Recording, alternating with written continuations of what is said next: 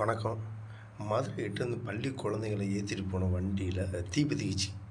உடனே அந்த டிரைவரும் அங்கே இருந்த உதவியாளரும் டக்குன்னு அந்த குழந்தைங்களெல்லாம் இறக்கி காப்பாற்றிட்டாங்க. உண்மையிலேயே சந்தோஷமான ஒரு விஷயம். அது எனக்கு ரொம்ப சந்தோஷமான விஷயம். ஏதோ குழந்தைங்களுக்கெல்லாம் ரொம்ப இதாகிருக்குமோன்னுட்டு. இப்போ கொஞ்சம் அலட்சியமாக இருந்தால் கூட ரொம்ப இதாக இருந்திருக்கும். ரொம்ப சந்தோஷமான விஷயம். ரொம்ப ஹாப்பியாக இருக்கேன். இன்னும் ஒரு பன்னாட நாய் என்ன பண்ணியிருக்கு, தன்னுடைய பெத்த தாயை போய் தன்னுடைய மகனை அழைச்சிக்கிட்டு 2 பேரும் அப்பாவும் பிள்ளையும் அழைச்சிட்டு போய் அந்த பெத்த தாய் சரியாக பார்த்துக்க முடியலன்ட்டு ரோட்டோரமாக விட்டுட்டு போயிட்டானுங்க. அந்த நாய் சோறு திங்குதா இல்லை என்ன திங்குதுன்னு தெரியல. அந்த நாய் அறிவு கட்ட நாய் ஒரு பெத்த தாயை தன்னுடைய மகனோடு சேர்ந்து ரோட்டில் விட்டுட்டு போனால் அவனுக்கு நாளைக்கு அந்த பையன் என்ன பண்ணுவான்னுட்டு அவனுக்கு தெரியல பாருங்கள். இதை விட கொடுமையான தண்டனை கொடுப்பான்.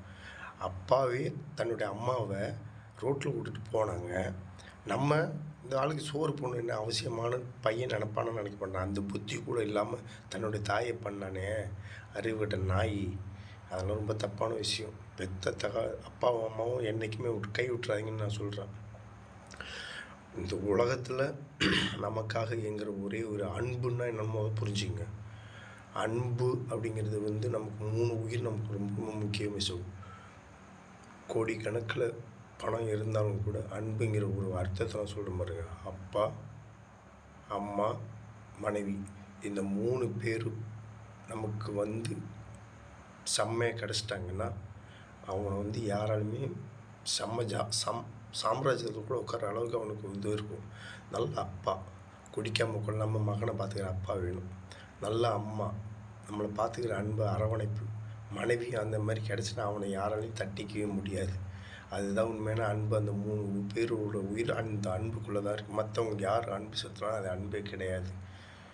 அப்பா, அம்மா, மனைவி இவங்க 3 பேரோட செலுத்துகிற அன்பு தான் உண்மையான அன்பு. அதுதான் நிரந்தரம். மற்றவங்க காட்டுற அன்பு அதெல்லாம் பொய்யான அன்பு. அதை புரிஞ்சுங்க. நம்ம திங்கிற சோறாக இருக்கணும். நரக வேதனையை பண்ண வச்சுறாங்க. தயவுசெய்து சொல்கிறேன். புரியுதுங்களா? அப்பா அம்மாவை பார்த்துங்க.